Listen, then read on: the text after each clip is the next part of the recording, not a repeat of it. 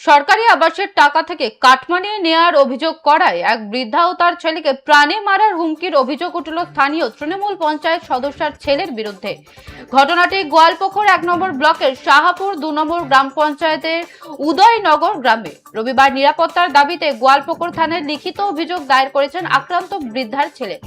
জানা যায়, উদয়নগর গ্রামের বাসিন্দা পার্বতী মণ্ডলের আবাসের টাকা অ্যাকাউন্টে ঢুকলে স্থানীয় তৃণমূল পঞ্চায়েত সদস্য মিনতি রায়ের ছেলে রাজু রায় আঙুলের ছাপ নিয়ে 10,000 টাকা তুলে নেয় বলেই অভিযোগ। এই নিয়ে গত 6 জানুয়ারি ইসলামপুর মহকুমা শাসকের কাছে অভিযোগ জানান ওই বৃদ্ধা।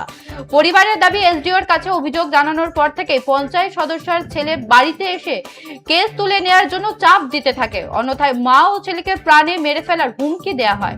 নিরুপায় হয়ে রবিবার থানায় দ্বারস্থ হন বৃদ্ধার ছেলে। ইতিমধ্যেই ঘটনার তদন্ত শুরু করেছে গোয়ালপুকুর থানার পুলিশ।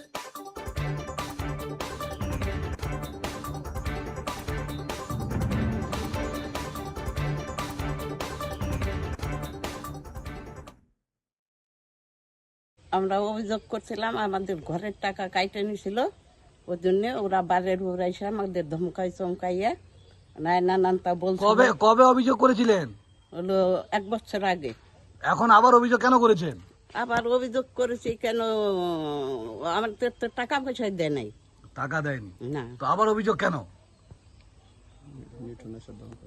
মিঠনরা 2 ভাই 4-5 জন লোক নিয়ে এসে আমাদের ধমকি দিছে। কি ধমকি দিচ্ছে?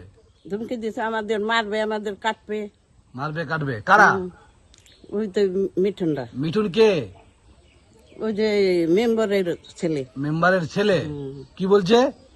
ধমকি দিচ্ছে যে তোদের মাইরা কাটা ফেলাবো, ওগুলা ওঠা। বললাম যে প্রায় 1 বছর আগে প্রায় আপনার আঙ্গুল ফিঙ্গার দিয়ে টাকা তুলেছিল। হ্যাঁ, কিভাবে টাকাটা তুলেছিল? হলো আমাকে ডাকছে। হ্যাঁ, আমাকে ডাকছে, তা আমি তো বুঝি নাই। আমাকে বলছে কি হ্যাঁ আঙুলের টিপ দে, তা আঙুলের টিপ দিছি, তারপরে ও টাকাটা উঠাই নিয়েছে। আচ্ছা, বলছিলাম যে আপনি তো অভিযোগ করেছিলেন, অভিযোগ করার পর টাকা আপনাকে ফেরত দিয়েছে? না। এখন কি হুমকি দিচ্ছে? হ্যাঁ। কিসের হুমকি দিচ্ছে? অভিযোগ ওঠানোর নাকি। অভিযোগ তুলতে বলছে? হ্যাঁ। অভিযোগ তুলবেন আপনারা? না, তুলবো কেন? কি চাচ্ছে? এই আমার মার কাছ থেকে যে ফিঙ্গারপ্রিন্টটা নিয়েছিল, ওরা বাড়ির উপরে এসে, ঠিক আছে, বলছে তোমাদের ভাতার টাকা ঢুকছে নাকি, এইভাবে বলে ওনার ফিঙ্গারপ্রিন্টটা নিয়ে নেয়। নিয়ে নেওয়ার পরে আমি 3-4 দিন পরে আমি মাকে নিয়ে যখন ব্যাংকে যাই, ব্যাংকে যাওয়ার পরে দেখি 10,000 টাকা ওরা তুলে নিয়ে গেছে। তুলে নিয়ে যাওয়ার পরে আমি ইসলামপুরে অভিযোগ করি। অভিযোগ করার পরে 3-4 দিন পরে আমি বাড়ি ছিলাম না, আমার মাকে আইসা মিঠুন আর মিঠুনের ভাই এসে আর বলে 3-4 জন ছিল কে ওদের এসে ধমকি দিয়ে গেছে যে মেরে ফেলবো, কেটে ফেলবো, আমাদের কথা না শুনলে, এখানে বসবাস করতে হলে আমাদের কথা শুনতে হবে, ঠিক আছে। এই একটা ধমকানো চমকানো মানে এগুলো বলে গেছে। মিঠুন কে?